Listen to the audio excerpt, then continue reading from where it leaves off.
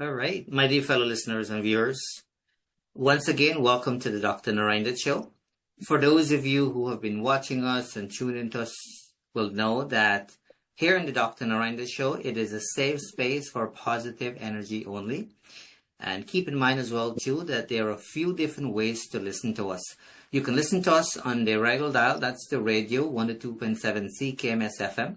You can listen to us on Rogers digital cable for those of you who have the Rogers digital box. And of course, we are also live streaming our show here on social media. So please take the opportunity to share the link for those of you who are watching, whether that be you're watching right now or whether that be you'll be watching later on at the end of the show.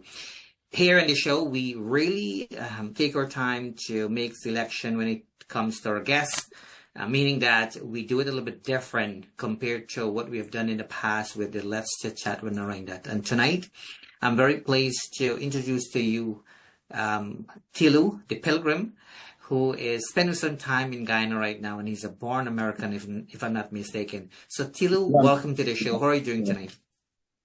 Thank you. Thank you. Well, thank you for having me here. Yeah, I'm born German, but German. Okay, sorry about that. But anyways, thank you for that clarification there. All right.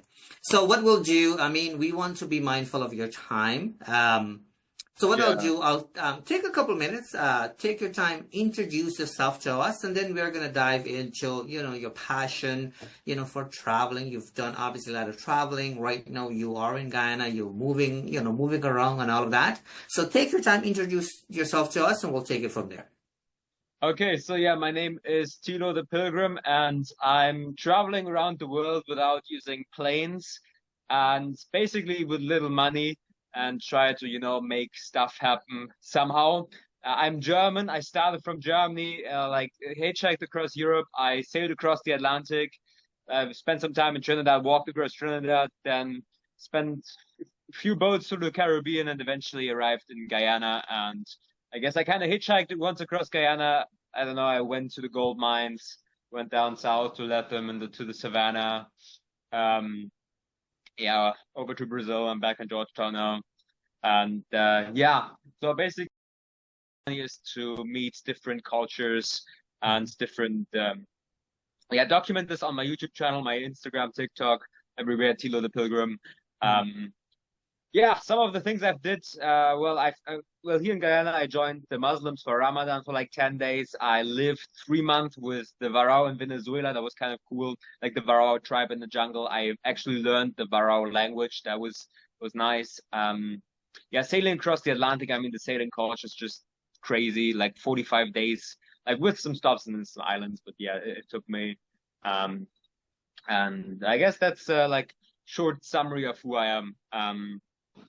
And now, why do I travel this way? So I believe if I travel, hitchhiking, you get closer to people, right? If you're like hitchhiking, you like talking to truck drivers or like families out there, right? It's not like you're sitting in a bus, where nobody speaks. And I haven't, since it's like 2 years so far, maybe. And since those 2 years, a little bit less. I haven't paid a single hotel. I'm staying with friends. Right now, I'm staying in the music studio of a friend of mine. Sometimes they might hear music in the background. Staying with people I meet or sleeping in my hammock. Sorry. Wow, that's awesome. No, you've done well. You've done well. I like where you're going with this. But take me back, though. So when you are a young child growing up, take me back to that journey. We're going to get into your passion, for people and passion. Back to your earlier days, though, did you always had the love for what you're doing right now, or this is something you've kind of picked up recently? Absolutely not. I was the complete opposite. I had very few friends, was socially super awkward. I was scared to like go out and go to the bakery and buy some bread. I didn't like to talk to people at all, right? I was just playing video games, like learning a sponge. I was also very good at school. Like in Germany, we have like three academic like levels of success. I went to the gymnasium. Maybe someone in Germany knows what that is. It's like the higher school, like the highest form of high school. I did pretty well at school. But I didn't really like all the studying, right? The analysis or like some freaking poems in English and French, and like, I don't want to continue. Like everybody basically is good went to study, and I guess your question kind of implies like how I came to travel right now. That's Okay, right. so Yeah, go ahead. basically, I heard there's like a thing called the Way of St. James. It's basically a web of pilgrim ways that goes through all of Europe. And there's like this huge cathedral in Spain, and people walk there.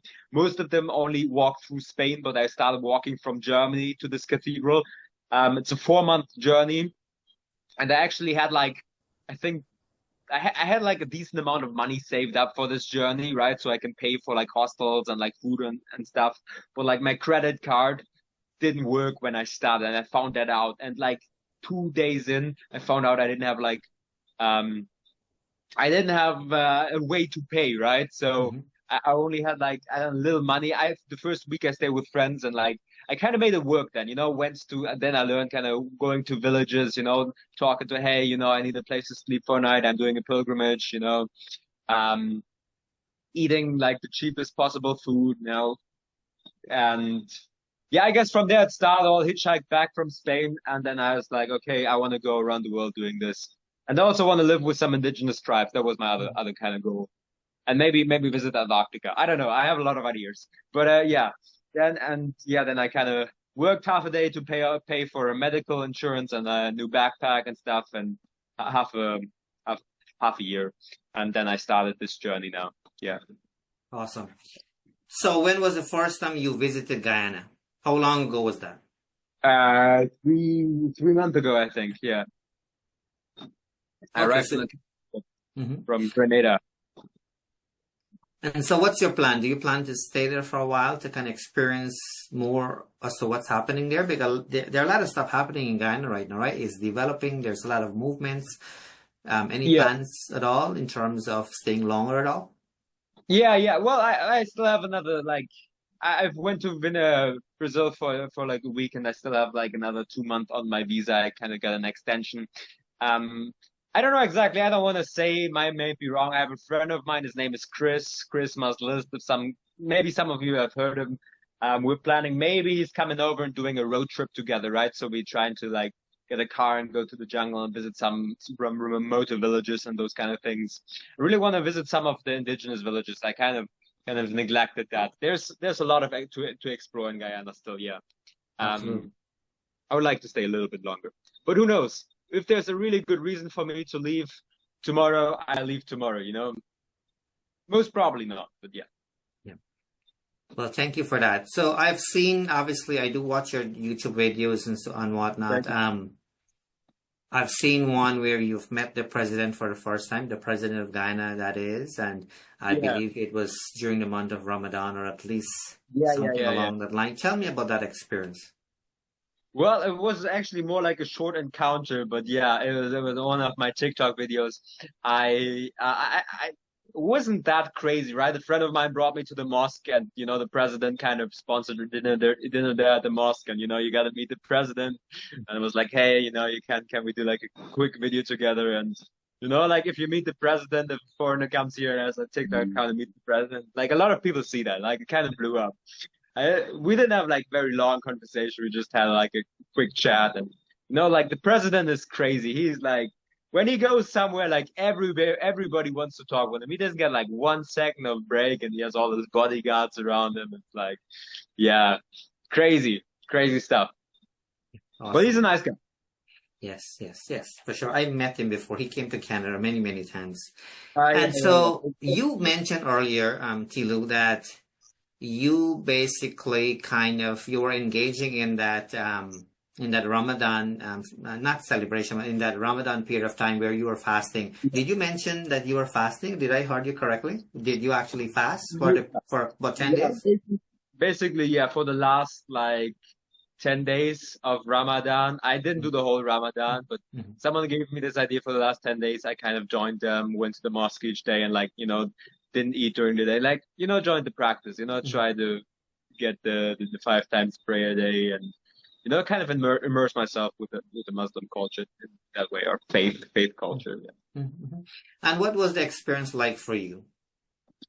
I love, I love, I love a lot about the Islam. It's like, they're very, very kind people, very open people, especially to like outsiders, to travelers. Like basically, during Ramadan they cooked every night, and like basically anybody can come over, right? Like nobody's negative. Like I'm a Christian, right? I'm not a Muslim, but they still let me, go into the mosque, join them.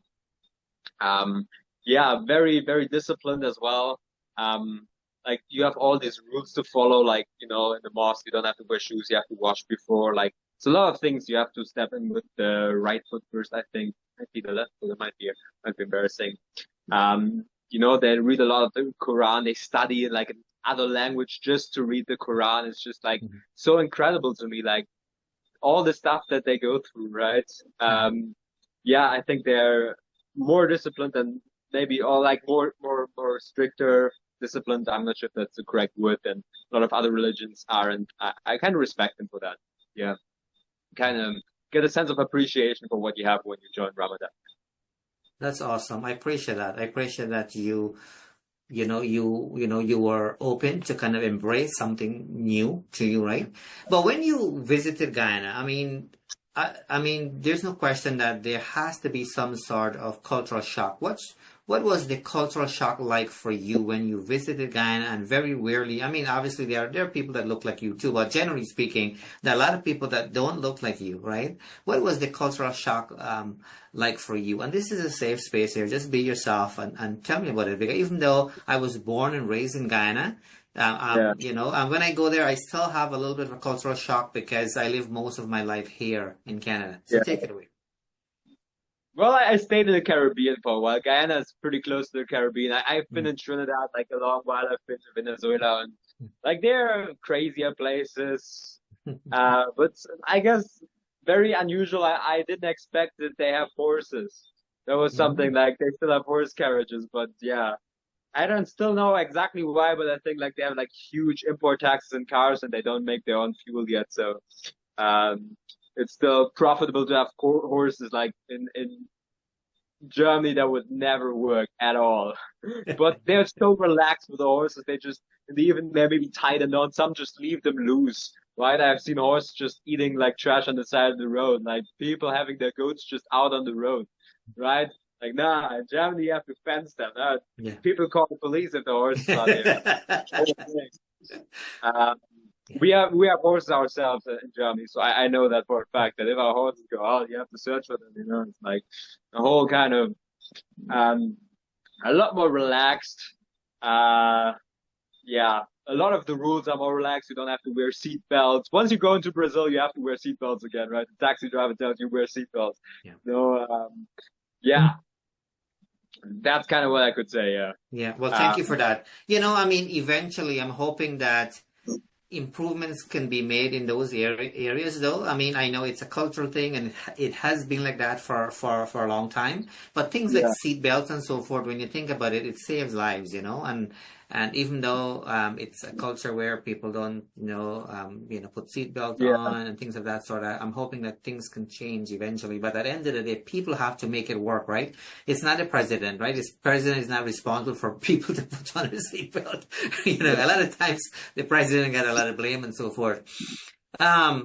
Do you see yourself? I know you have a few more weeks there, but do you see yourself like come back and to see more of the changes at all, or you are just looking forward to kind of visit different part of the world?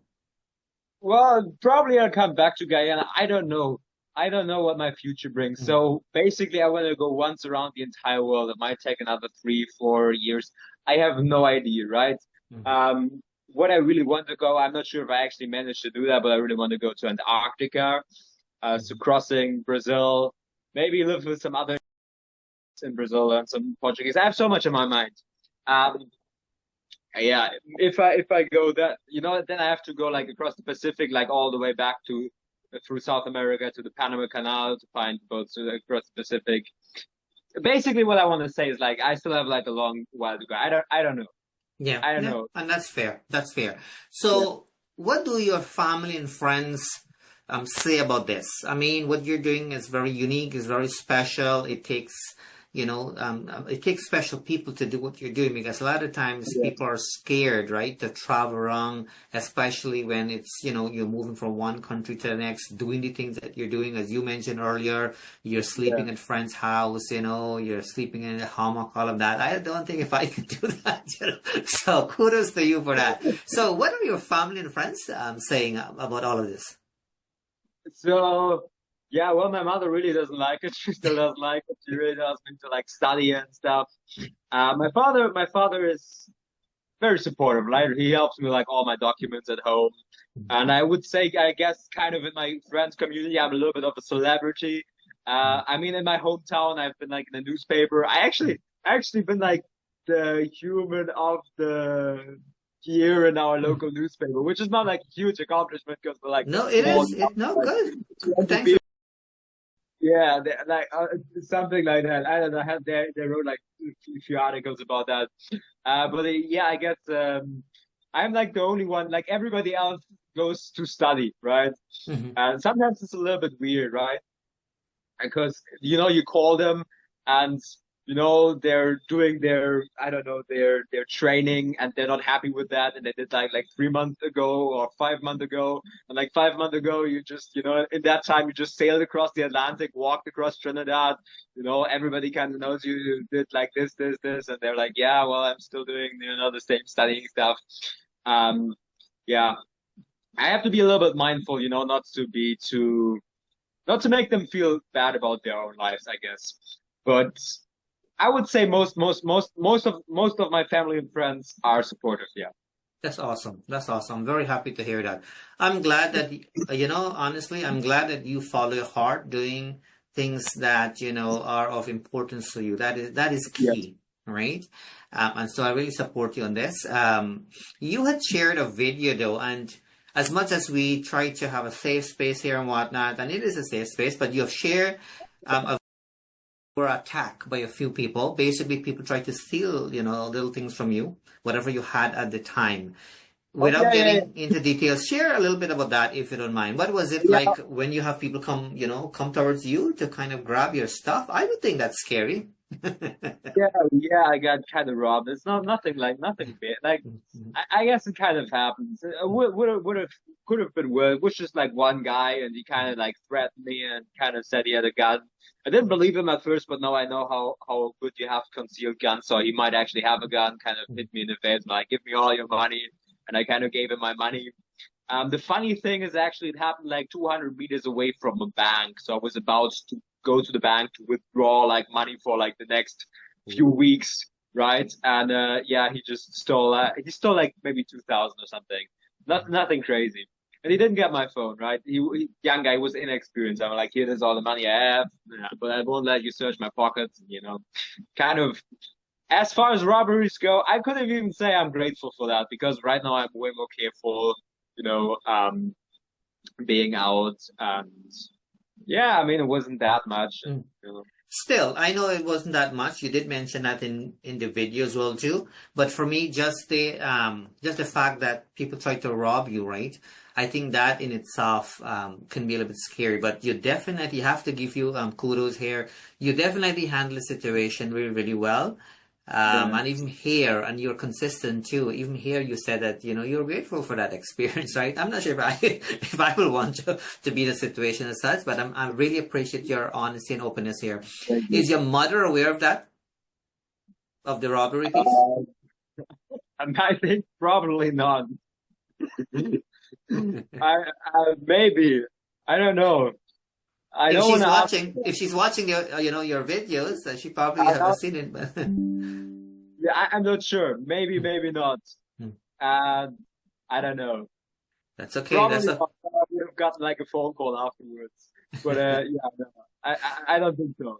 Maybe That's she's okay. watching this right now and now she's Yeah, aware. no, I know, Sorry. I know, that's okay. You're safe. You're safe. That's the main thing. So That is let's talk about the food. I mean, the whole yeah, cultural piece. We talked about the culture shock earlier and things of that sort. But you mentioned yeah, that you did travel in different parts, in the Caribbean, which makes it a lot easier for you. But yeah, let's talk about the food. I mean, the food in Ghana will be very different than what you have in your country, right?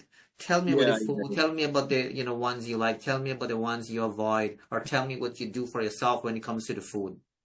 Well, I guess what I do for food mostly is like the best food you can get is like Rasta food. Like my favorite place is like the House of Flavors. Like they're like cheap, they have like rice, they have like all kinds of like green stuff, they're healthy. Like I don't know. It's not a lot of like I don't have the opportunity to cook, Mhm. right? So I guess you can like get like a big bowl of Rasta food for I think 500 Guyanese dollars or Oh, so. really? I Oh, actually made wow. like my place now. I made like a video of them because went there every day, Mhm. and then like a bunch of people saw that and like they went to the place, and then the place now gives me the food for free. So that's like a good thing. Um, because like there's so much like fried stuff out there, and like in the supermarkets, it's not really like there's not a lot of healthy, cheap options for food except Rasta food. So if you're in Guyana, go get some Rasta food if you want to save money. You want to say that? But I do like I do like I tried pepper pots, I tried cook up, I tried Mhm. egg bowls, I tried all of them. But yeah, Rasta food is my favorite because yeah. Yeah. Oh, so you did answer my question. I was gonna ask you your favorite, and there you go. You already give me the answer to that. So walk me through what a day looks like for you. Like walk me through a 24-hour day. So you wake up in the morning. What is it that you do? Take me through like a 24-hour cycle of your day. What does it look like for you? Well, Generally speaking. generally speaking, can change drastically depending on what I do. Um, well, I guess I get up in the morning, maybe I wash my clothes, I mean like will normally wash my clothes. Like it's a little bit different here, you don't have a shower like this. You just have like a bucket of water and you just like shower with a bucket, like an ice cream bucket, and then you kind of wash your clothes sometimes. Do a little bit of workout if I feel like it. I try to do meditation. Meditation is really good, for traveling. Because it kind of keeps you down and can be very stressful sometimes, and like having something to anchor you, and then see what's up for the day, like see like I do YouTube, I do Instagram, TikTok, like social media, you know, think about what can I film for the day, what's up, call some friends, going out, or editing some videos, yeah, going out filming, editing, and I kind of try to go to sleep on time. It doesn't really happen all the time, depending on Mhm. how much I have to edit. But I guess, yeah, I don't know. Well, I don't sleep really in the bed. I kind of like now, like on the other side of this wall. Mhm. And yeah, like if he's doing music, sometimes I have to stay up late because he's do music all night long. But I sleep with like a mat on the floor mostly, or I have a hammock, depending on where I am. I have a hammock. But that drastically changes, right? If I'm hitchhiking, if I'm on a cargo boat, it's completely different than if I'm on a sailing boat where I have to actually take night watches. Then if I'm hitchhiking where hitchhiking is basically, you hitchhike all day until you find a car. And then, in the night, maybe like 10, 8, you just find a good place to sleep for like a few hours. And then like at 6 o'clock, you start again until you find the next car, right? It's just, or maybe if you're really hungry, maybe you see if there's like a shop around where you can buy something. But, basically it's just standing on the side of the road and going with cars until, you get to your destination.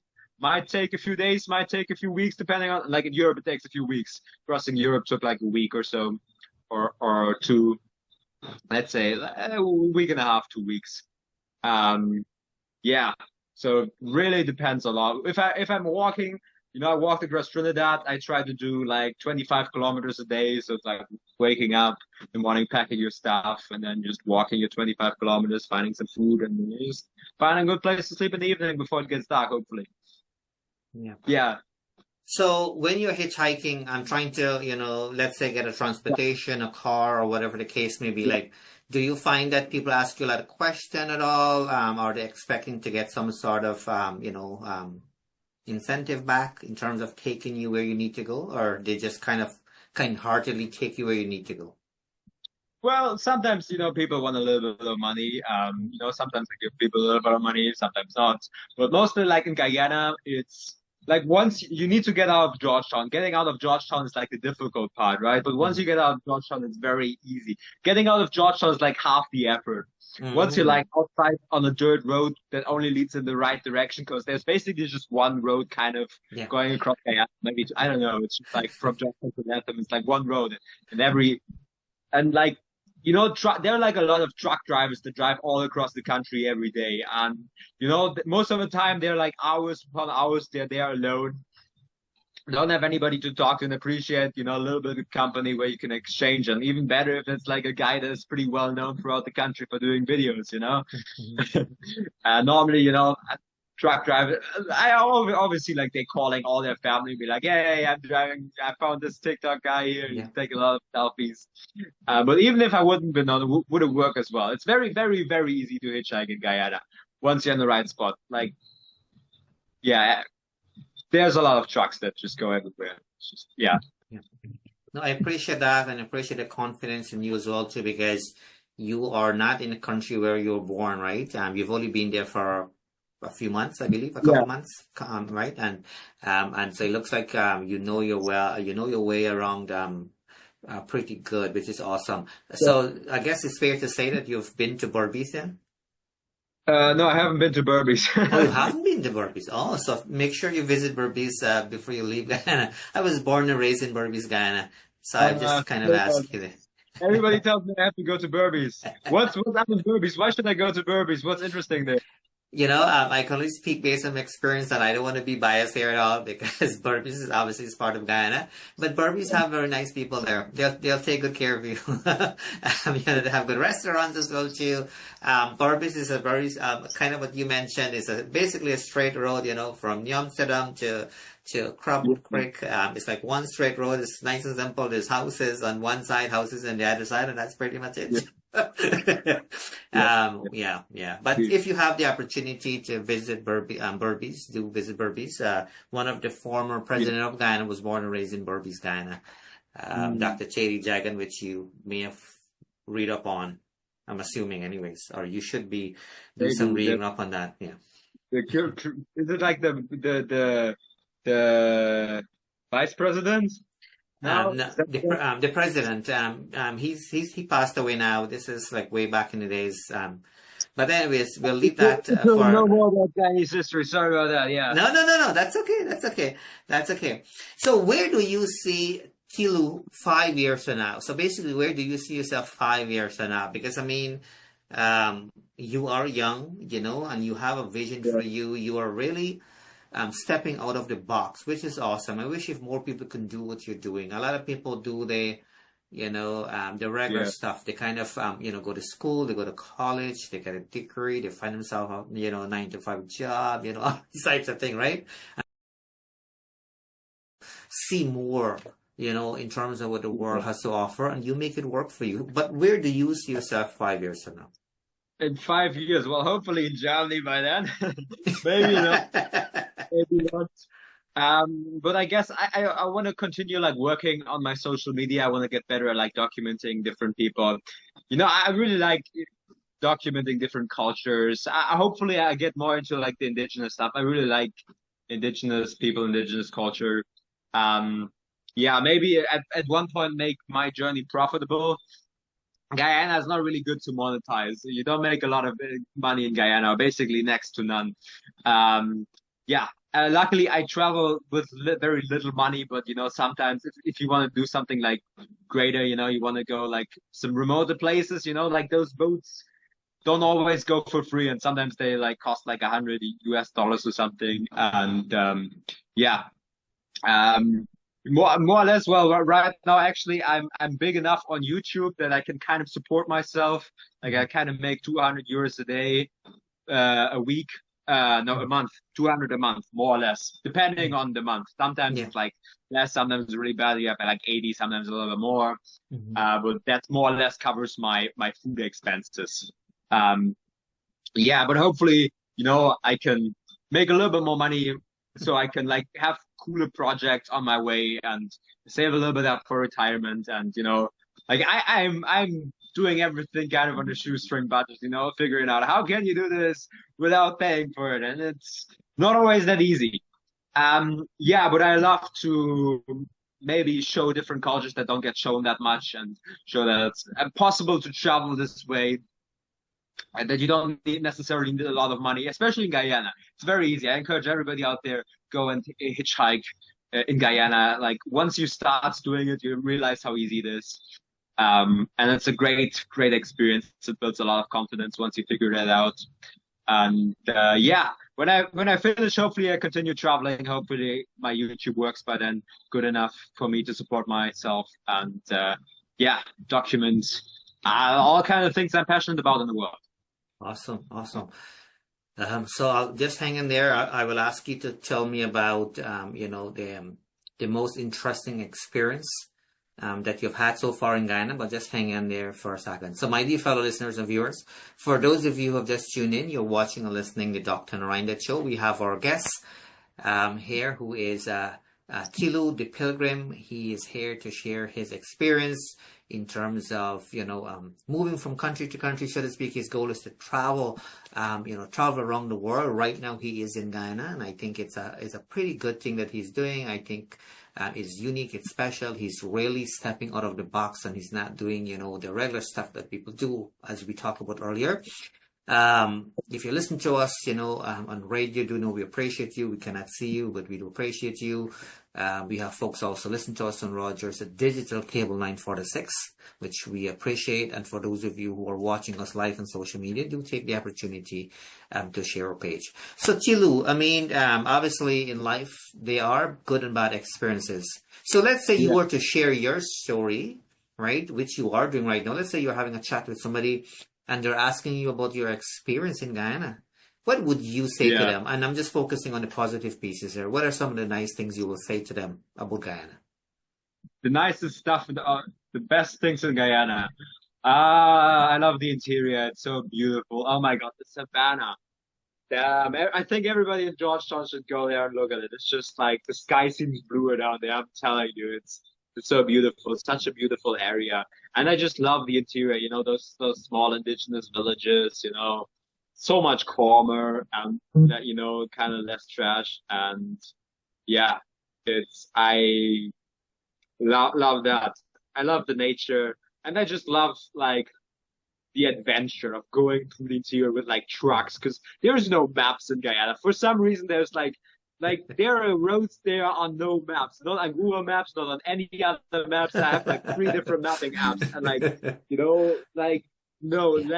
most of them, Madia, very bad map, very bad map. It's just like, yeah, I like the gold mining. It's kind of a little bit like a Wild West, those gold mining camps and gold rushes. And once someone finds it big, everybody's rushing there.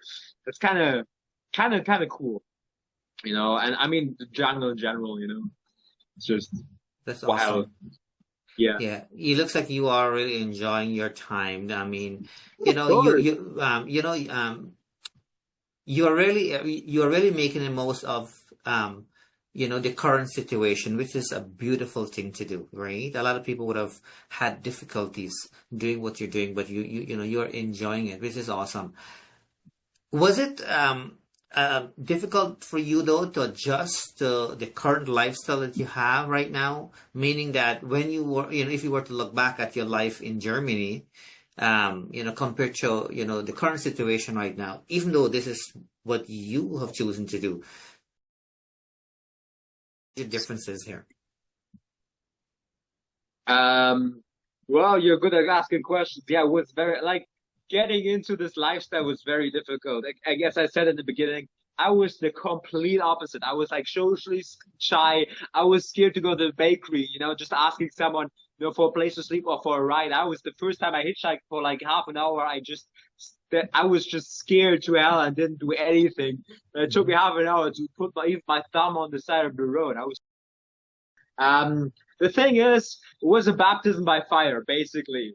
I just started at home, leaving home with no money at all, hitchhiked to Berlin, the capital city, and kind of had to figure it all out there. First, I stayed a while with my friend, but then, that kind of didn't work out, and I had to didn't have a place to sleep out there, and, I kind of ran out of money. I first sold some stuff to tourists, but then, that didn't really work out, and this wasn't a lot of money anyway.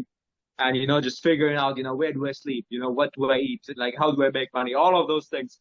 Like the first 6 weeks were brutal. Like I ate out of like dumpsters. Well, in Germany they throw again like way more stuff away in the supermarkets, like US probably as well, right? So you can kind of eat out of that. But I eat out of dumpsters. I slept kind of outside in a tent out of Berlin. Like I found a job in a pizza factory, but like had to work there, go to work every day, like 1 hour walking, which is so stressful. I was the most stressful and exhausting time of my life, but this really prepared me for everything. So after that, since then, everything was just like quiet. And back then, I had like no social media. Nobody is watching, right? Like all my friends are now studying like law and all this fancy stuff, right? Meanwhile, I am kind of out there with no money, camping outside, being basically homeless, eating trash for like 6 weeks, right? After that, luckily, I got like a big chunk of money because they pay like, German companies, they pay at the end of everything. And, kind of life improved. I went to Paris. I met some other guys that worked in the nightclub there. They also paid a good chunk of money. Basically, this is the money I made there is kind of, I live off that now. And, it got easier. It got easier. You get used to it. You get used to hitchhiking. For me, I wouldn't consider myself brave anymore with hitchhiking. It's just like routine. I know what I'm doing. I know what I'm doing. I'm not scared at all. Like, it's like, I know what I'm doing. If I don't know where to sleep tonight or like how I get there, it's just, I know exactly what I'm doing. Even if I run out of money, if everything goes wrong, well, depending on how wrong it goes, but like, I've been through so much. It's just, I know, yeah. I have so much respect for you. You wouldn't believe it. I'm getting scared here just by hearing what you're sharing. Kudos to you. But one thing I can tell you though, you are really at the end of it all, you will be a better version of you, right? As you mentioned earlier, nothing scares you anymore. It's just a daily routine for you, That's right? Not true. The hitchhiking. Oh, no. Like some stuff, I try to stay away from certain ghettos at night. Not always. I also slept in the ghetto once, but other things like social media, like things, think everything, like trying to make new stuff and seeing if it works out or not. I'm still scared of a lot of things. If I try out a new video format and if it works out or not, or like reaching out with people like on social media, other big creators, stuff like that, it still scares me. Right. Course, I'm not like course. Well, I mean, yeah, but I mean, I ended. You're human as well too. I mean, but based on what you've shared, looks like you've, you somehow managed to face those challenges your way, and you didn't really give up. This is something you really want to do, and you've kind of find a way to make it work. You mentioned something earlier, and I just want to make sure I heard you correctly. Are you saying that you want to travel around before all over the world before you get back to Germany? Is that what you're saying to me? Yeah, I want to go once around the world. Oh wow! Ben, my friend, he's the music producer. He just walked through the back. He's just doing some music right now. I know. Basically, what I want to do is once I want to go once across South America. Maybe I want to see if I can get to Antarctica. That would be really awesome. And go across to Panama. The Panama is the Panama Canal. We can go across the Pacific. After that, I have no idea again. Maybe that would probably add another year if I go up to the US. US and Canada, if I hitchhike up that way, might be fun as well. But then, going across the Pacific again, I have no idea where. Like if you go across the ocean, you have to go where the captain says you go. I might have ended up in Australia, Indonesia, like anywhere, and from there, like kind of find my way through Asia, then back to Middle East, probably, maybe Africa, and then back to Europe, back to Germany. Yeah, that's like my rough idea.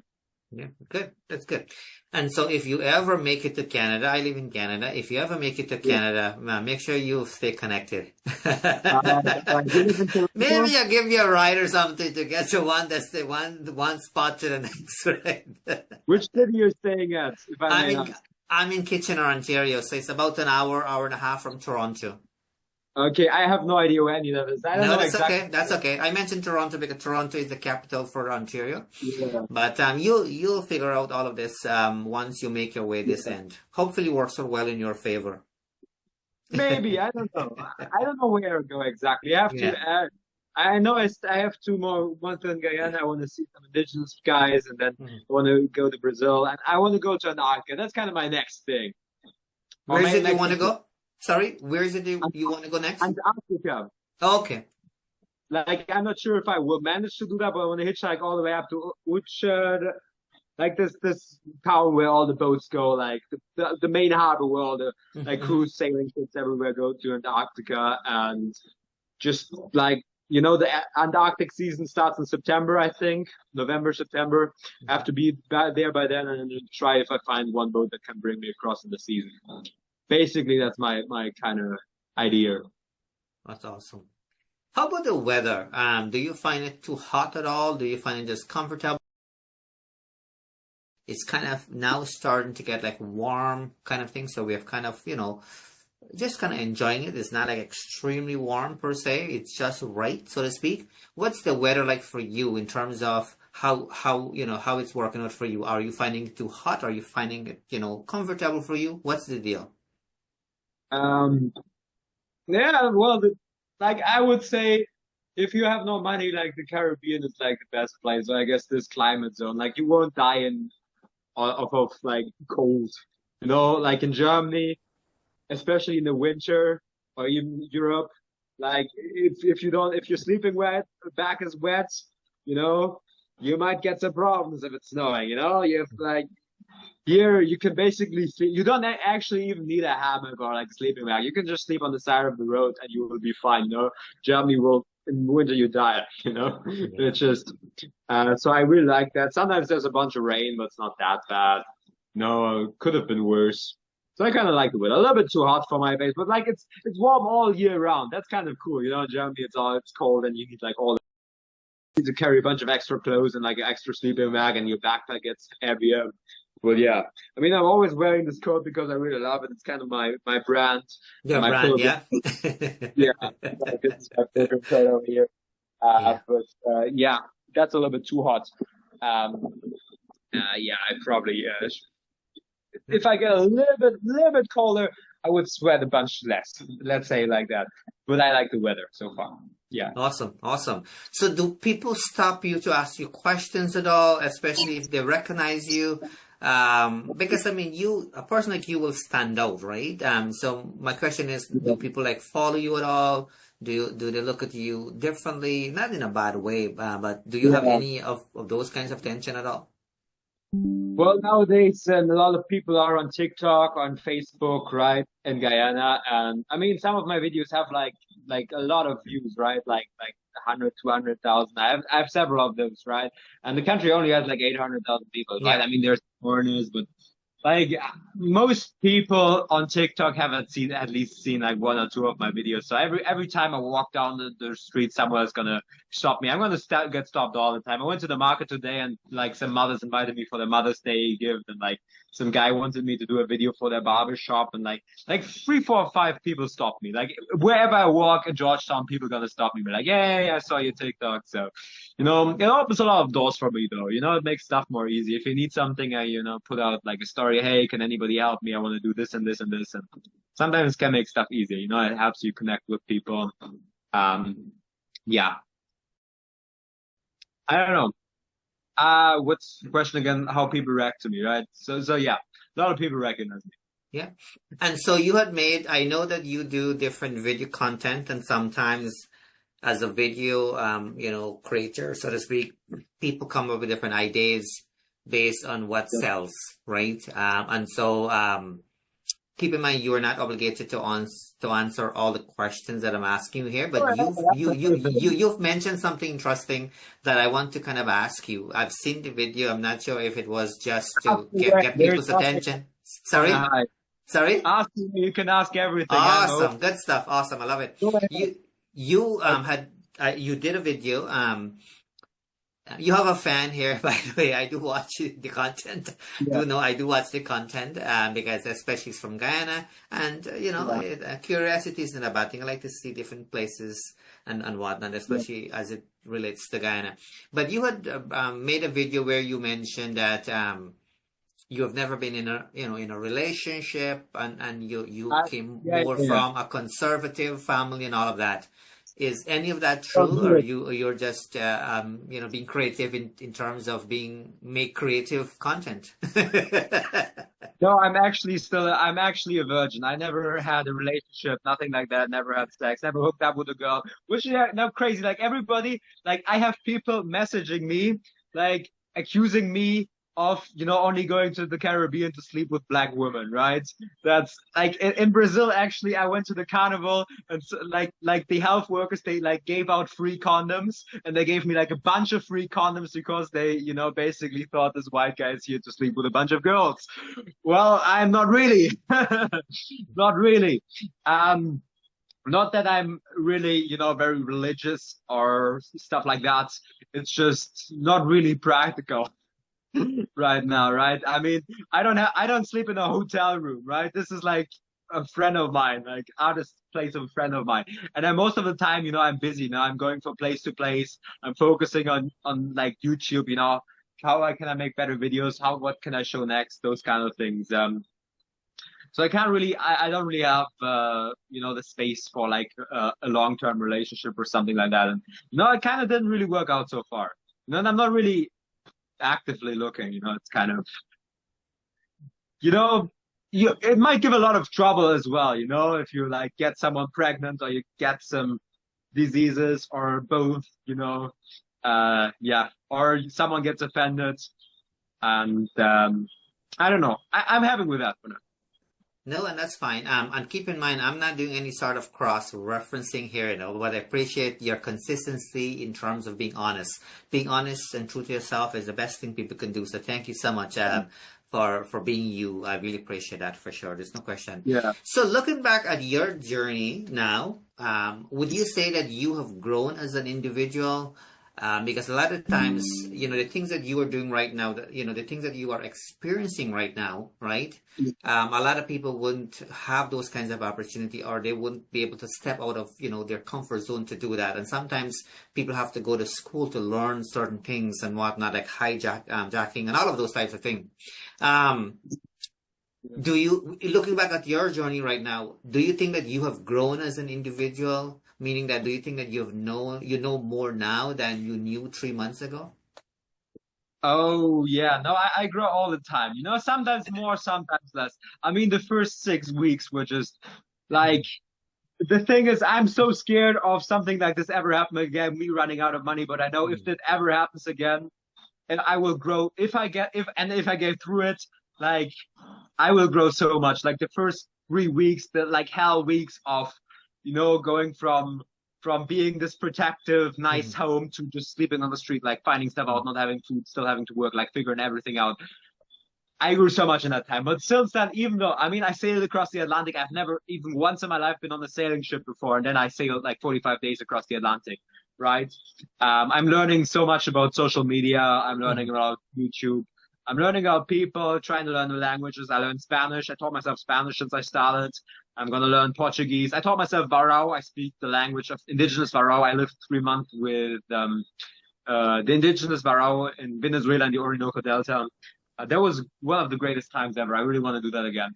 Um, so yeah, like, but I guess, for a journey to change, sometimes more, sometimes less, right? So I guess change occurs if you do stuff that makes you uncomfortable. Sometimes you're a little bit too comfortable, especially in Georgetown, and, stuff that makes you, the less comfortable you are, the more you learn as a person, I guess. Like you can travel a lot and, don't change that much if you don't like challenge yourself, I guess. Yeah. Yeah. So I want to mention this quickly just before I forget. I want you to know this, and I mean what Yeah. I'm saying to you here. You will never Yeah. be you will never be out of money if for some reason you really get stuck and you really need, let's say a little bit of money to kind of get through a few days and whatnot, or a couple of weeks. Reach out to us. We'll be happy to kind of make sure that Yeah. we can take a little bit of a burden off of you. Do know that that's something we can do. Yeah. We'll be pleased to do that. So we can talk about that after the show. But Thank this you. is more if you really get stuck and you're thinking, oh my goodness, what the heck is going to happen tomorrow? What if I don't have this little bit of money today? What's going to happen? with my journey moving forward and so forth. Like, do know that we can do that. But anyways, wanting to travel around the world is very different than the social media content that you're doing right now. So what got you into the whole social media content in terms of sharing it with the rest of the world? I think it's pretty cool. I think that's awesome.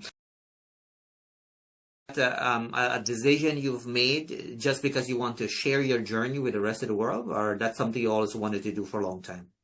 Well, I kind of never really wanted to do that. I always made fun of people who had social media. I actually never had social media my entire life. I didn't have an Instagram. Just like right before I arrived in Trinidad, I didn't have TikTok. And yeah, I actually told myself I never get any of that. I only want to do YouTube. And I did YouTube for the entire trip. And I got like 300 followers until I arrived in Trinidad. Right? Like nobody really watched that. Like for like month and month, nobody watched it. Right? And then I had the idea I want to walk across Trinidad, just how all the social media stuff started. I want to walk across Trinidad with no money, no backpack, nothing. Just like basically just the camera and me and basically walking across Trinidad and people are going to take care of me, right? I'm going to prove that people are going to take care of me, especially because, in Trinidad, there's like, still like all this news of crime. I want to say, hey, there's also a lot of crime people. And I made like a video. I contacted like every news agency in the country. Nobody wrote me back except one. Like the Trinidadian newspaper, they were really awesome people. They wrote back. But yeah, I posted a video on TikTok, Instagram, right? And nobody watched it. Like I got like just maybe my friends, right? And then I posted the same video on TikTok. And I created a TikTok account for that, right? My friends told me like, hey, in Trinidad, they watch TikTok. I created a TikTok account. Next day, I had 500 followers. The next day, I had 8,000 followers. And the next day, I had 12,000 followers. In 3 days, I had 12,000 followers. It just exploded. And like during my journey, it exploded. 6,000 followers. It just exploded everywhere, right? Like people who I wrote before, who probably don't even have the email anymore, they just contacted me on TikTok, right? I was then on a bunch of like TV shows and a bunch of radio shows and a bunch of newspapers, right? Like before that, like you would expect people to have an interview with you before they publish articles, but that newspaper would just write articles off of what they see on social media, what's happening. Crazy. Yeah, my YouTube channel also kicked off kind of through that a little bit. And yeah, I've kind of been keeping it on TikTok and Instagram just because I have my biggest audience there, right? This is where all the people watch. Like, on the beginning, I only wanted to do YouTube, and I'm still mostly passionate about YouTube. I have a little bit more followers. I have like 10,000 followers, but nothing compared to like 62,000 followers on like my TikTok. So, it's not at all the same. Like my TikTok, Facebook, Instagram, I reach like way more people there. And, I guess I kind of just continued using that platform that way. You understand what I'm saying? I understand exactly what you're saying, but also, I think, well, first of all, the video content in YouTube is perfect for video content, as you would know. That is what is recommended. But I also find that with the TikTok, there's a different kind of audience there. But but we leave that as that. But I mean, if it's worked for you, I think that's awesome, because it looks like you were able to see the growth, and the growth happened very quickly for you, which is awesome, right? I guess what I'm trying to say to you here, do not discontinue YouTube, because YouTube, it was meant for that purpose, right? Yeah. So continue that. Yeah. Continue to have your content on YouTube, because it was meant for that purpose. TikTok, it's it's very fast, but also it can go on as well fast as well too. So don't disregard that YouTube piece for sure.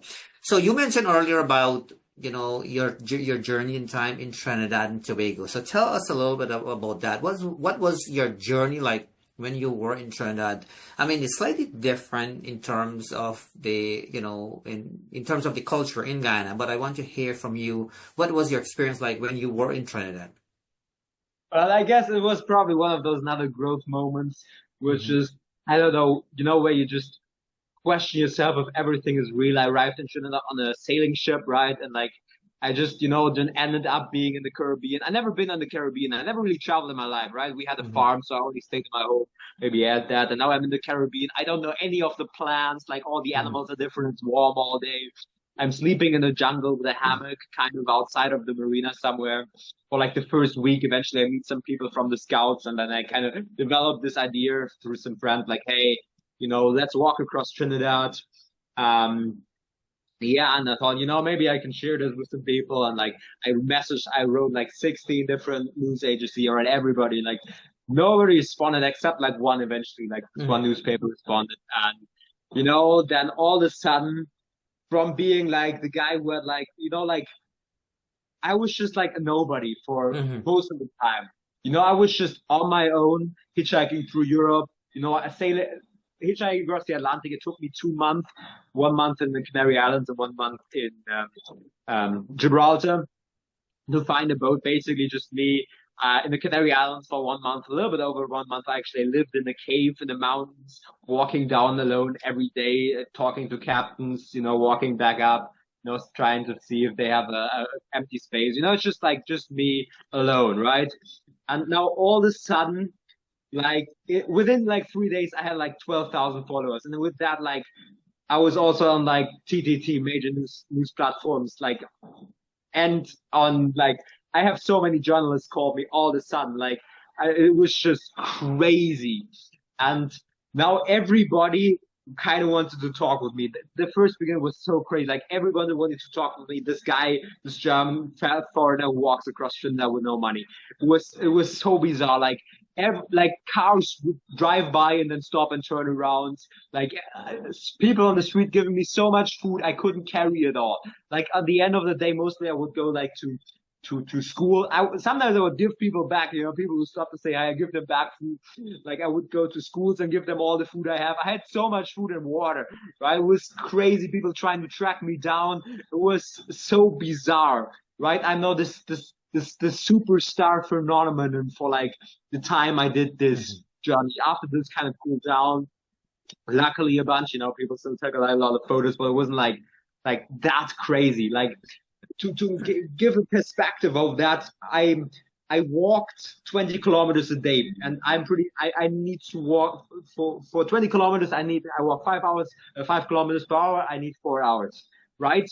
But now it took me like 8, 9 hours. Except if I like try to like avoid the main road so much, because so many people stop me. So many people want to take a picture. We're like, hey, that's how great. I love what you're doing.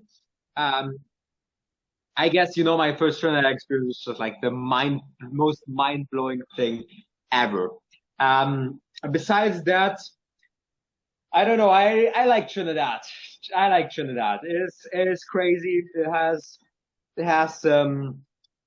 I don't know. It has a deep spot in my heart, because that's where all the social media stuff happened, where I made a lot of friends, a lot of social media friends. Like I know I'm this girl is called Travel with Zoe. We're still very good friends. Our Christmas list, we're very good friends. Hopefully you meet him. He's like a YouTuber.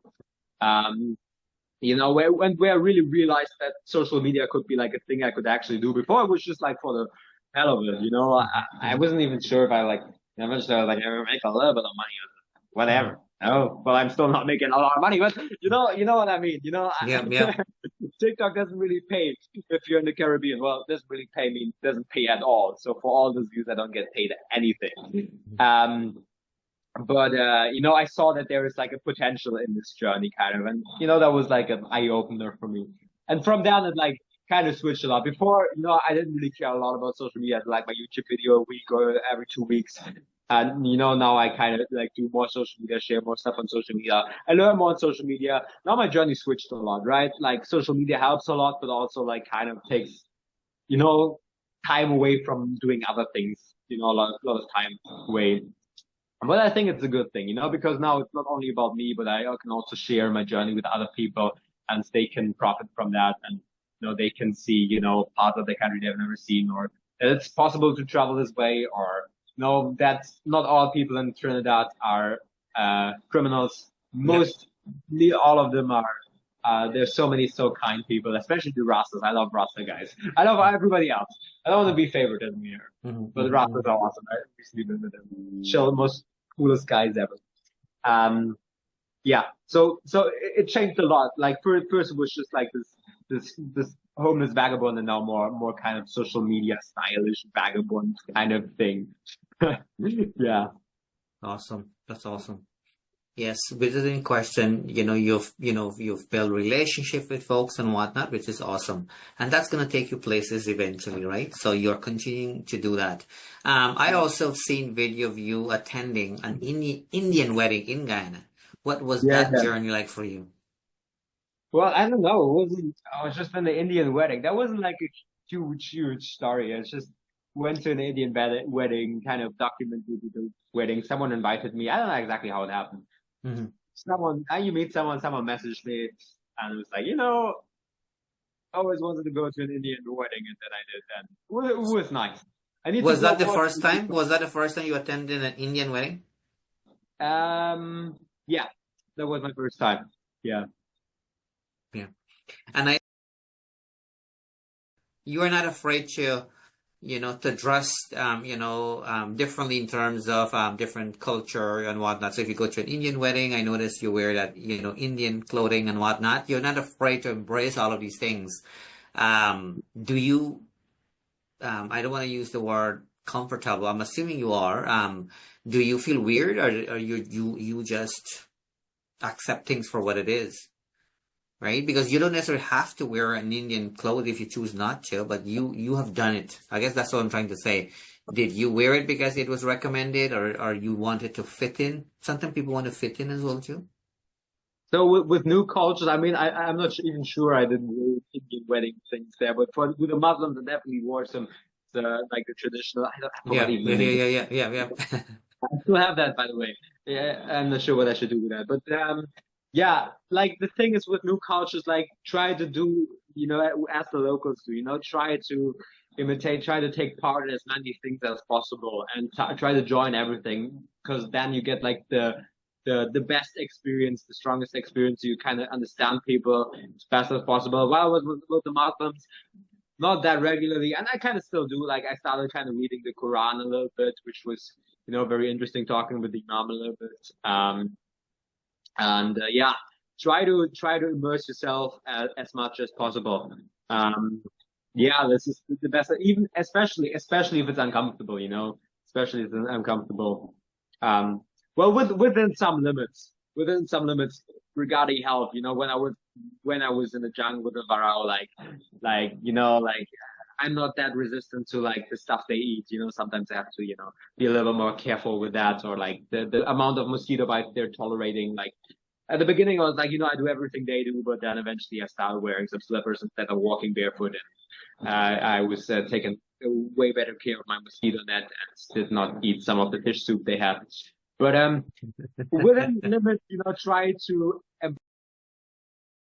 what the culture eats, dress like they do, learn their language.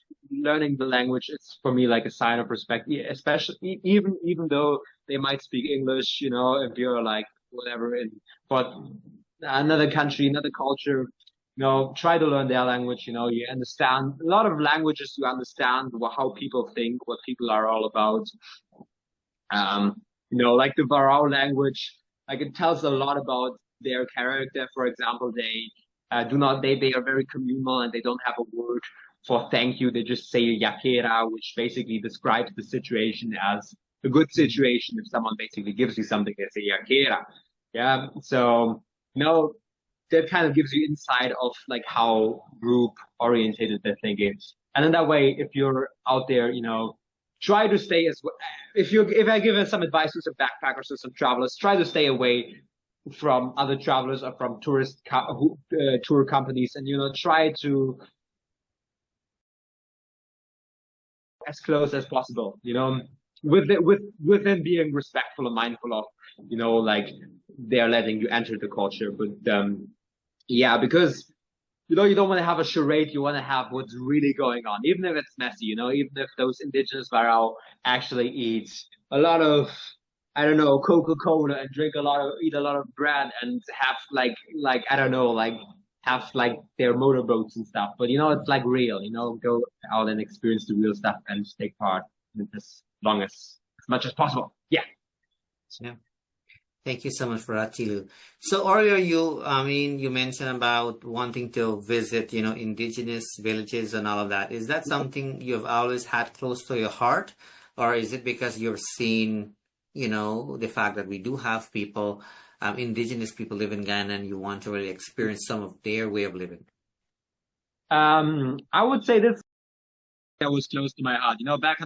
Back when I was in school, I was always thinking about, like, I have like this very like comfortable life, this very like regular life, and I really want to experience what's like to be the complete opposite, like to be out there, like hunting your own food, like living basically just off the land as much as possible. And I mean, like the thing is in Guyana and in Venezuela, like there aren't really like what we might see as like they're still very modernized, right? They have like internet and they have electricity and they don't hunt anymore. Some of them still hunt, and they sadly through Christianity also lost a lot of their culture, a lot of their spirituality. I think there's maybe like in Guyana where they might still have their Aloe religion, where they still have some shamans or spiritualists, but everywhere else they're Christians. Like in Venezuela, they're all still Christians, right? Um, but yeah, I'm just very interested in like this kind of living close to nature and this radical different style of living. Yeah. Awesome. Awesome. So you mentioned about Venezuela. My brother-in-law is from Venezuela, actually, believe it or not. He was born and raised in Ghana, but he lived most of his life in Venezuela, so he speaks Spanish and all that. Yeah. What was that experience like for you when you were in Venezuela? They're very populated there, by the way. Venezuela. Well, that was a kind of tricky situation in Venezuela. Yeah, it was during the election time, and let's just say it's a little bit heated down there during the election time. Yeah. Well, I'd say at first, basically the whole time I lived with some Barao people, right? So in Trinidad, there are some people who like Barao are the indigenous tribe in the Delta. The Delta is like river. There's this Orinoco. This is a river. There's like many, many river arms. It's kind of like a swarm kind of thing with river arms everywhere. They have like stilted houses and like they go everywhere by canoe and stuff. This is kind of the way of life. They are mostly fishermen with some agriculture and yeah, well, a few tourist resorts here and there where they can make a little bit of a living, but they don't have a lot of money. And yeah, a lot of them leave because they don't have enough money for food or medicine and can't really support themselves out of their traditional lifestyle anymore. And some of them were in Trinidad, and through like contact there in Trinidad, I met some of them and they had family back in Venezuela. So I went there with them and to live there. It was the most incredible time of my life. It was just so different to be in a tribe where kind of you have this group mentality. You don't have, they have like one house, which is one communal house, and they don't have rooms. They don't have walls, right? So if it rains, like kind of half of the house, you can't even go because the rain like kind of blows in because you have a lot of wind.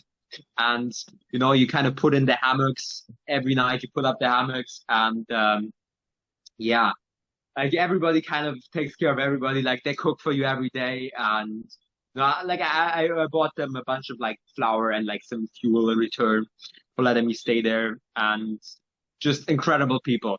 Very, very kind, very, very open. Yeah, but sadly very poor. A lot of problems there. And then, yeah, during the election, I don't want to say too much because we're on internet, but I kind of had to leave there pretty quickly because, yeah, foreigners weren't really appreciated in those parts, especially because, let's just put it that way, where I was, the NGOs weren't allowed to go and help them or do anything in the parts during the election time for certain reasons. And 3 months before the election and until the election, I was there during the election. And they didn't appreciate it that way. And yeah, I kind of had to leave back to Trinidad kind of real quick. But besides that, I love Venezuela. I love Arepa. It's so great. There are so many awesome people. I love the Varao. I love a lot of Venezuelan culture. And yeah, it was a great experience. Absolutely. The experience the experience is what matters, right? How about the food in Venezuela? Like, did you enjoy some good food here at all? Yeah, well, the food I ate was arepa, which is my favorite, one of my favorite, maybe my favorite foods. Like you have this meats you have in a corn tortilla. You kind of put it in a corn tortilla and then it kind of gets fried. And they're super cheap. You get them for maybe like 50 cents or 30 cents somewhere because like the money is like crazy, right? If you go to Venezuela, you exchange like 100 euros, like you get like this big of a stack of cash, right? You have like Oh, so wow. much. Like Venezuela is the cheapest place I've been to, and I love the arepa. Like I put like tons of garlic sauce. They have this garlic sauce. Oh my god! I just like put as much garlic sauce as I can. Just drown it in garlic sauce. And it is so good. I love it so much. Um, yeah. And other than that, I lived with the Varao people, and basically they just eat basic stuff. They cook some fish. They grill some fish. They make fish soup sometimes. I don't like the fish soup, but yeah, they boil some vegetables. They make mango soup, which is kind of interesting. Just kind of boil unripe mangoes and make a soup out of that. They had a lot of crabs. We were during the crab season. They had a crab festival. It's kind of crazy. They have like things going on that nobody knows about, right? During the crab season, like all of a sudden, like all those villages all start making their baskets, and then you see like whole columns of them going to the ocean, where you have the mangroves where they collect crabs and they get like tons and tons of crabs, and for days there, that's a kind of crab festival. For days they only eat crabs, right? Like there's stuff going on there, like it's like a crazy thing. I went crab hunting with them, like it was fun times. Crabs are also delicious. I love them. That's awesome, and that's good to know. Yeah. I'm glad you had that experience. I had a little bit of that experience when I was in Guyana. They have, from time to time, they have that happening as well too, depending where you live. I live Yeah. obviously, as I mentioned, in Berbice. You've never visited Berbice, so from time to time Yeah. they have the Sorry. crab seasoning as well too, things Yeah. of that nature. So earlier you mentioned about the fact that you've seen different people in terms of their religion and all of that. And speaking of that, do you consider yourself a religious person where you believe in a God per se?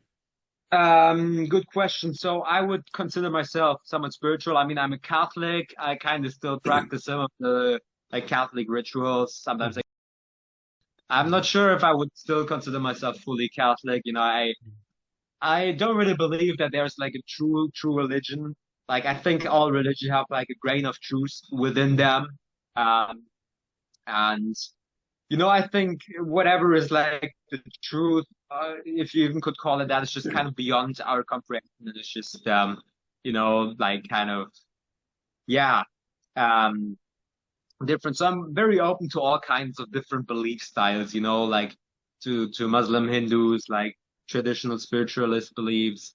And, this mind style kind of keeps me open to experience those.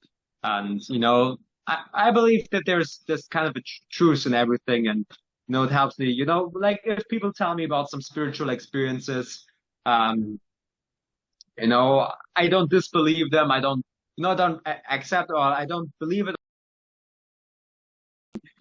I find interesting, if I have them myself, which so far I didn't really have any crazy spiritual experiences, but yeah, it kind of keeps me very open and very very able to explore kind of different kind of beliefs and yeah, ways of praying and worship. Sure. How about life after death? I know you mentioned about being Catholic and so forth, but because Yeah, you're an open person and because you've been exposed to different yeah, religion and all of that, and this is yeah. more about you, right? What your belief is, and there's no right or wrong answer here. You have no obligation to even respond.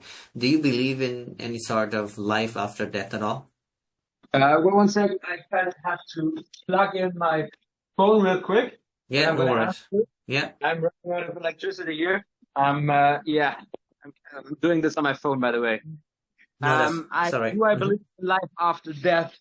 I believe the time to live is right now, and I don't think you can really like you don't I don't think we really know what's happened after we die, right? I can't really I don't think we can really say that. And I think we shouldn't focus on like a paradise I think the time to live is now. We should act right now. We focus on what is here right now, and I don't think we should focus on an imaginary paradise, imaginary like way better world that might happen when we die, right? Because I don't think we can like fully know that. I mean, I know people had some after death experiences, but I don't know. I didn't have any of them myself, and still, I mean, they all came back, right? So we don't know what happens when you Yeah, fully die, that's right. and Yeah. I could say my religion kind of is non how do you say it? Non-dual awareness. Basically, I believe that I guess the only thing we can say for certain is that we are kind of conscious, right? That we are someone and we able to um how do you say we able to like here we able to have how do you say that we are able to receive our we have like sense, right? We are able to see, we are able to feel, but we don't know if anything of this is true because our senses can be false, right? We Yeah. can hear things that are not there. We can have illusions. We can have hallucinations. We might be dreaming. We don't know if, for certain if anything is really true other than that. We are aware. We are there, right? I kind of practice a little bit of. I think it's a little bit more like vipassana, it's like somewhat Buddhist teaching, right? So um, yeah, and I'm kind of interested in that. I mean, even if we might die, we still might not know what happens after.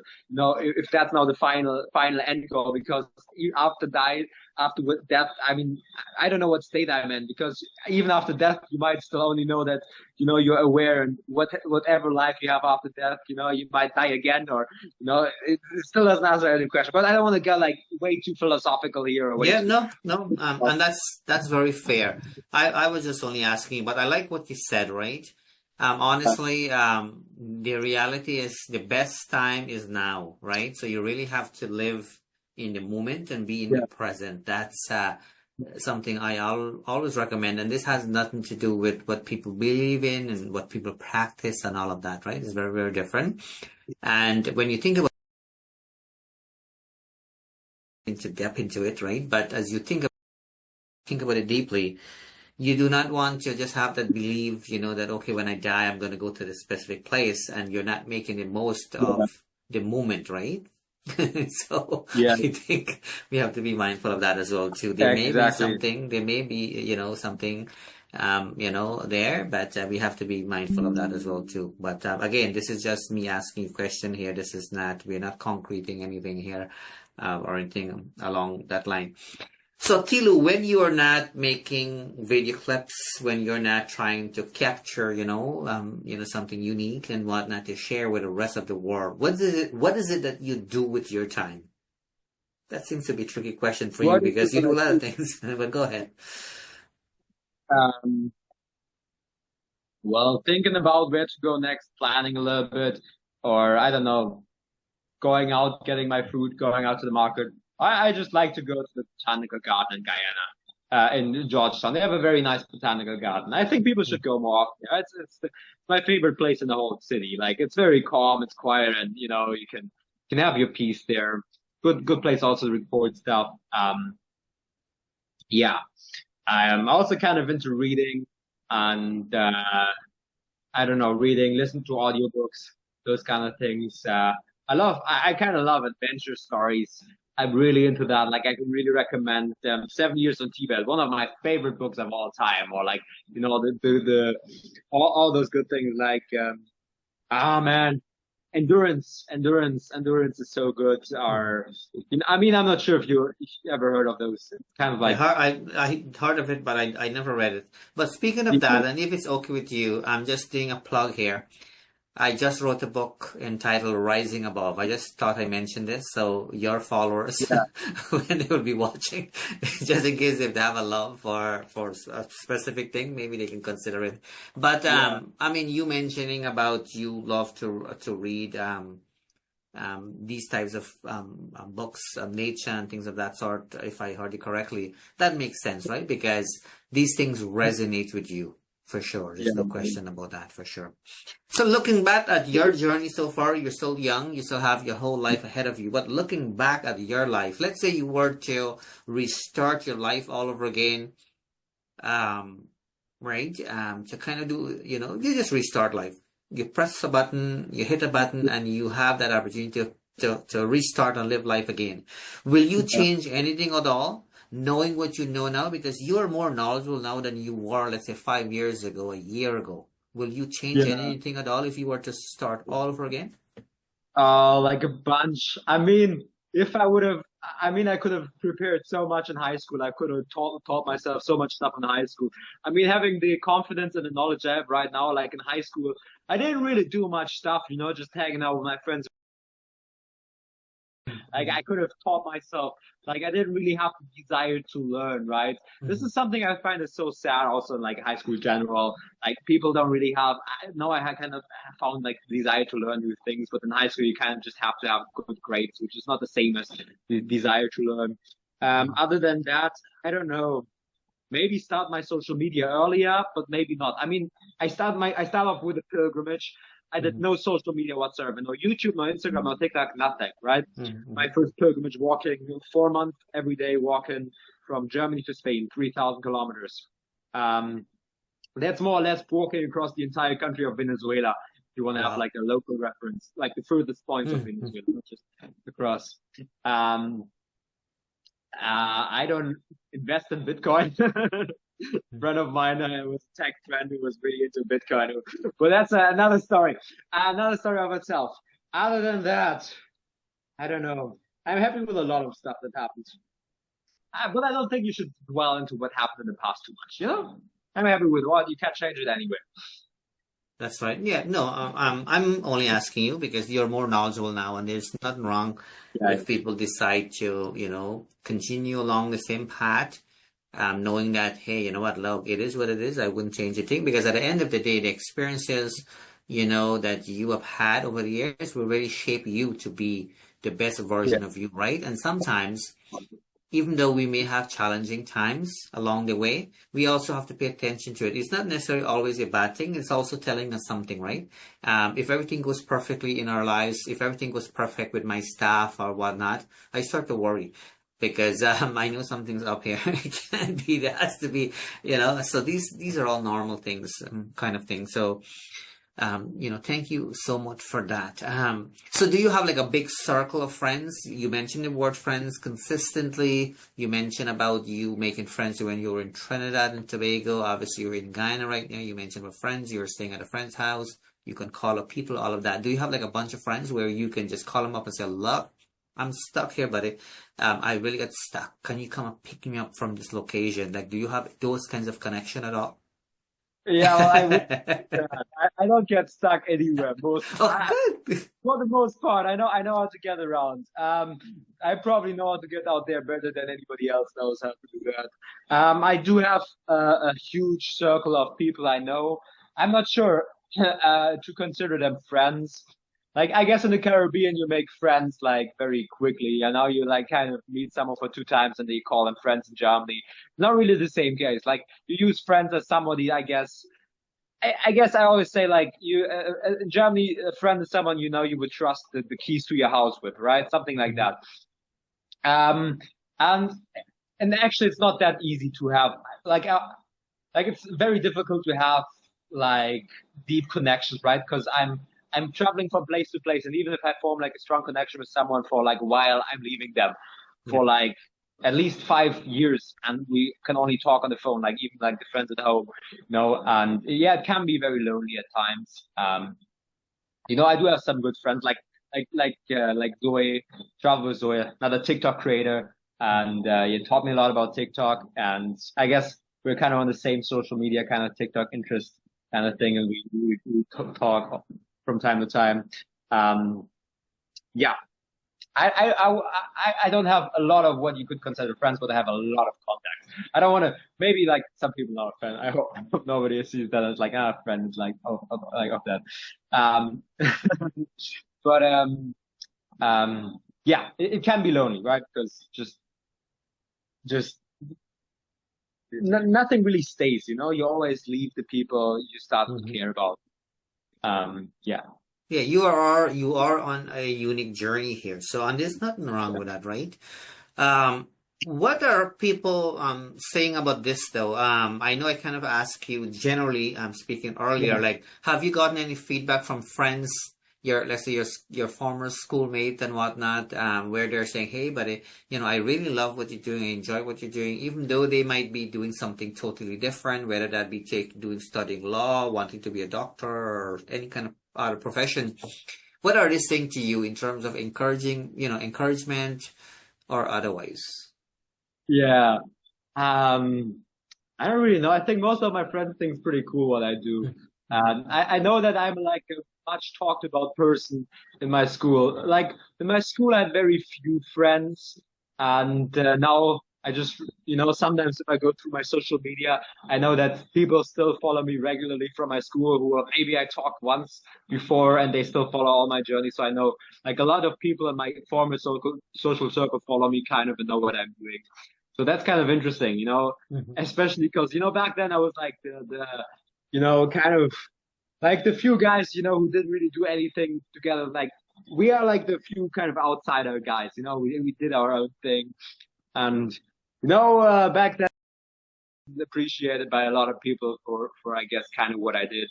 But I think, if you're thinking differently, school is not a good place to be, because, school you have to kind of conform, and there's like so many social norms. And if you kind of think different than most people, you might have a hard time. But then when you leave school, people start respecting you kind of if you do your own thing and you're relatively successful with it. I mean, there's a lot of people who watch and follow my journey. I mean, I still don't make a lot of money. That's the next thing. But yeah. So most of my friends I kind of supported. I'm kind of a little bit of a local. I wouldn't say superstar, but local. Like a celebrity type of individual. Absolutely, for sure. And so you mentioned something with school, and so when you were, let's say, younger, like, did you have of, let's say, going to college and finish a specific program? Not that it matters. I'm only asking you here. Or you just were seeing things from a different lens and you're thinking this is too structured for you? Like the school. Well, again, I was a wild journey. First, I wanted to study like IT. I was really into IT. I learned programming like in a very early age, but then eventually I didn't like programming at all. It was way too academic for me. I wanted to study psychology for like a long while. This was actually the thing I wanted to do afterwards, but now I don't care about psychology at all. And then actually my plan was just to walk to Spain and then study psychology, but it was like, nope. We're now going around the world and starting a YouTube channel and documenting different stuff around the world. And not studying psychology. Yeah. And that's okay. And that's okay. And I want you to know that is okay. That's totally okay. At the end of the day, if it gives you some sort of satisfaction inside and you get up to do what you're doing right now, that is a good thing. That's all that matters, right? So there's nothing wrong with what you're doing right now. You looks like you found you. You found you, which is a beautiful thing. You're not stuck in a box where you're doing things to please other people, because a lot of times people are trapped, doing things, doing, like, say, a professional career, a regular 9-to-5 job, making a lot of money and all of that, but they're not happy, right? At the end of the day, those things are important, right? We are not saying in any shape or form that money is not important, but at the same time, you cannot get trapped. If you get trapped into things that you're not happy about, or you're not feeling any sort of satisfaction, it is very dangerous, And so I like how you really challenged things and you really did what was best for you. Because think about what you're doing right now. You've left your family, your parents, and all of that, and you just left and exploring, your meeting and interacting with different people obviously who you've never met, and you are still going despite the fact that you've had about 6 weeks of challenging time, as you shared earlier, because it was new for you when you went to Guyana. You were always running out of money. That, right? Yeah. Absolutely, for sure. So let's say there are people watching now, and they will be watching at some point. Not everybody will be watching right. Today is Mother's Day, by the way. If you want to say anything to your mother, maybe she'll be watching at some point. You can do that. I've seen the Mother's Day video that you did earlier today as well too. Take the opportunity to do that. But let's say people, they're watching, they're thinking, oh my goodness, like everything that Tilo is doing, it makes total sense. Let's say it resonates with them and they're saying, oh my goodness, like, you know, it's not from you, not feeling it. Let's say they're feeling more of what you're doing. What advice do you have for them though? Because it is very much possible, right? Um, so, well, I would, especially young people, I suggest like after school, I think it's a good idea for you to have like a year of just not having money, but traveling the world, right? I wouldn't suggest you start without money because it's way easier if you have like another 500 before you start, then you can like buy yourself some food and not have to go through the trash cans. Mhm. Uh, by the way, I did that for a challenge, right? I could Mhm. have started with more money. I could have like worked. So I always say I already had like an emergency account in Mhm. case something really goes wrong. Um, so it's just kind of a challenge to start with no money at all. Of So course, yeah. start with some money and start hitchhiking somewhere, or maybe just go to another country and like live in a cheap hostel. Like I mean, you don't have to be that drastic. I recommend people to be just drastic and don't go to touristy stuff and go as far away from touristy stuff as possible and try to live with like real people, see real connection stuff. They don't try to pretend or sell you anything. They're just living their lives and they're kind of inviting you and you have to be mindful of that. You kind of have to negotiate with them as well. You kind of have to respect their culture, especially learn their language. Learn their culture, give them something in return. But yeah, I could recommend people to that. I mean, if Guyanese people are watching, in Guyana it's super easy to hitchhike, right? Getting out of Georgetown is difficult, but after that it's easy. Get a backpack, get a hammock and a mosquito net, get some food and some water, and maybe get some money together. Hitchhike out of Georgetown, hitchhike to Mahdia. When I arrived in Mahdia, the first night I was already out gold mining. It's super easy to find a job gold mining. You earn very decent money. You might even earn more than you earn in the city. They take care of everything. You sleep outside, right?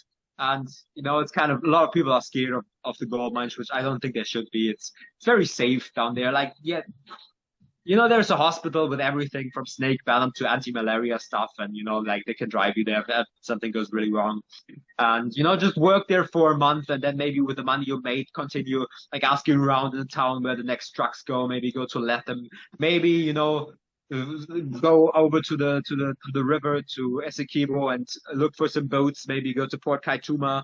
Just travel around, right? And then if you're kind of running out of money, start asking around. Like you're gonna find a job anywhere.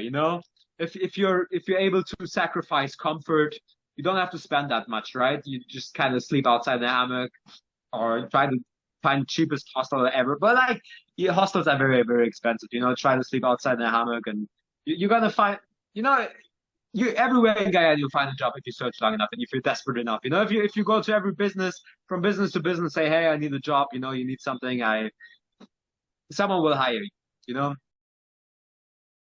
Explore your country, Guyana.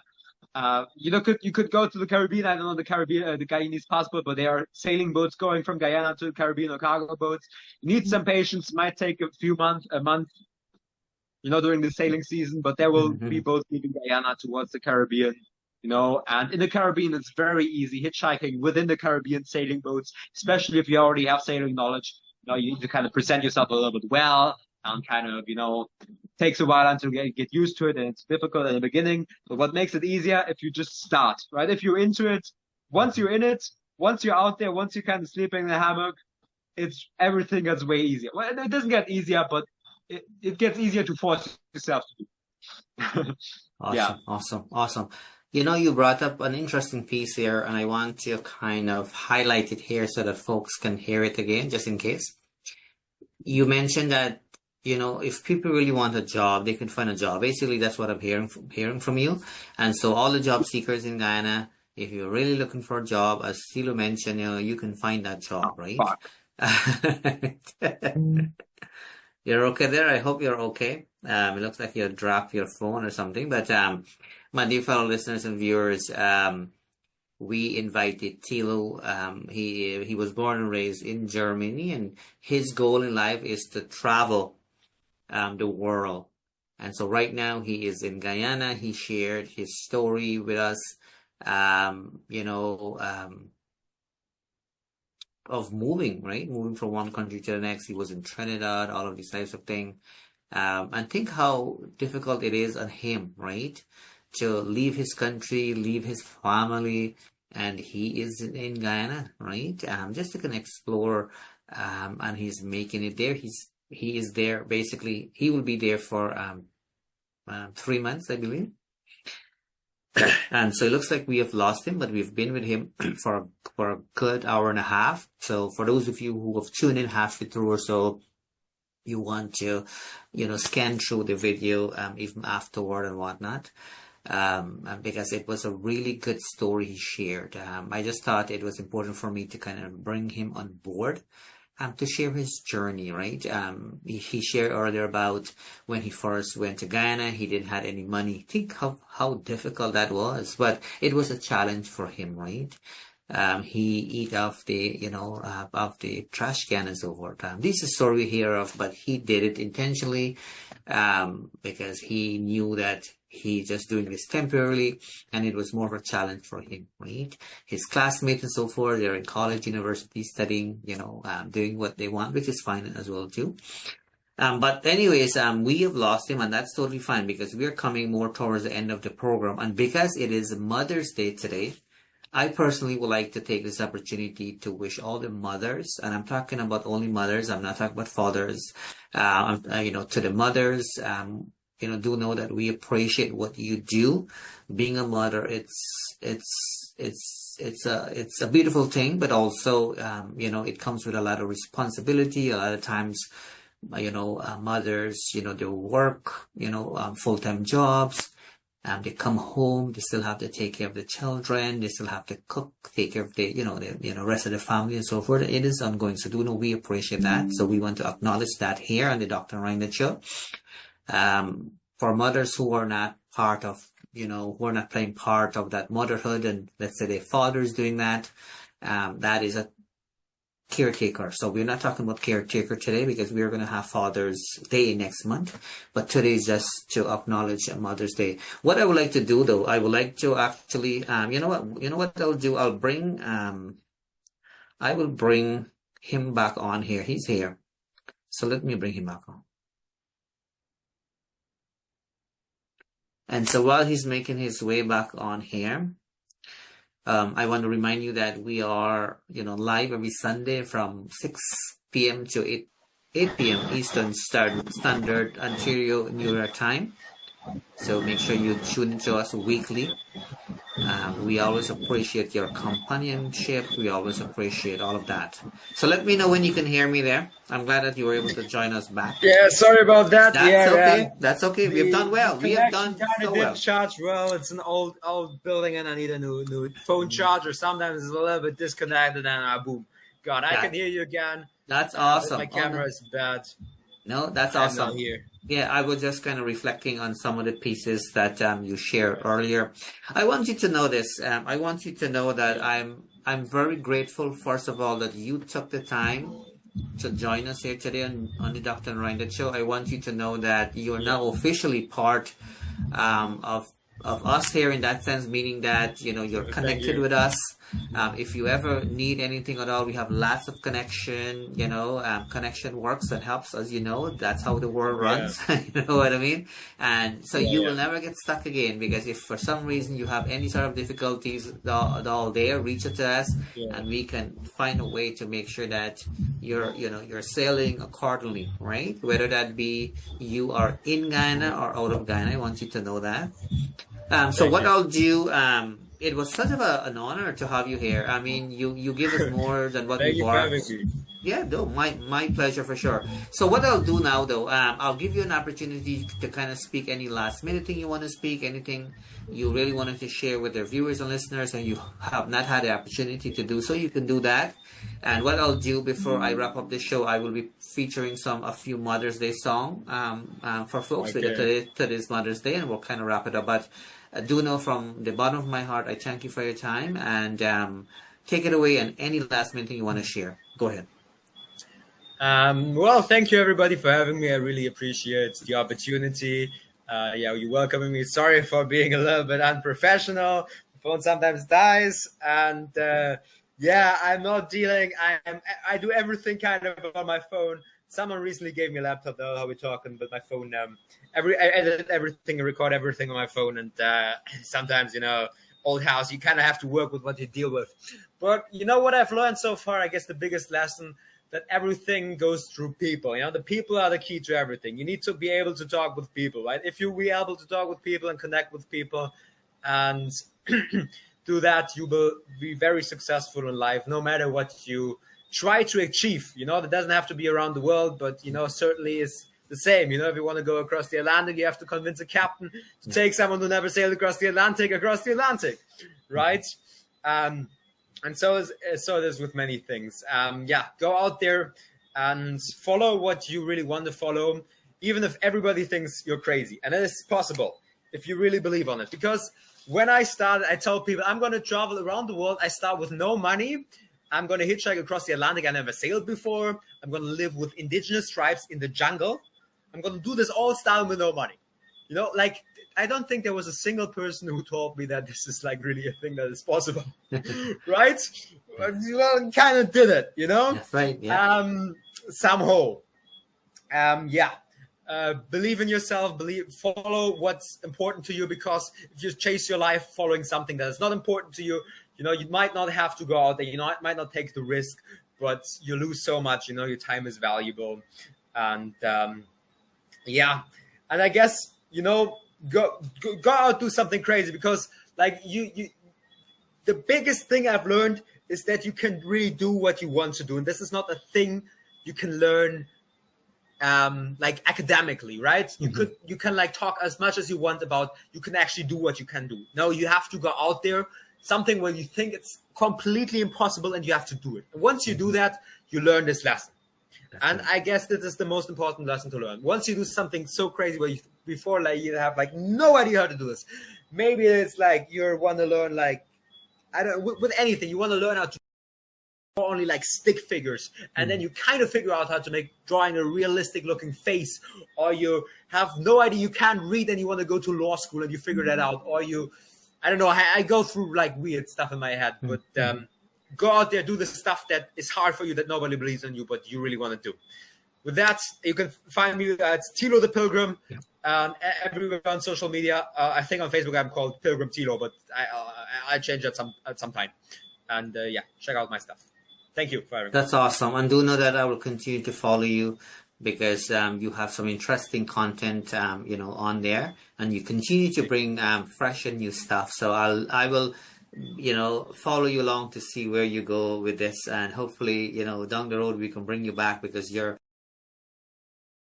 in terms of your journey. But we will stay connected, obviously, behind the scene, behind the camera, and so forth. So which is awesome.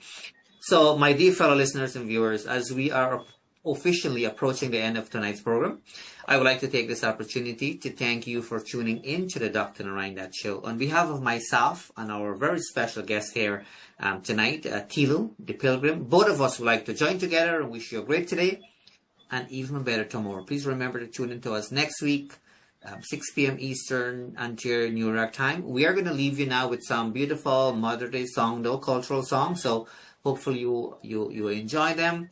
This is our way to kind of celebrate in a different way Mother's Day. So do enjoy.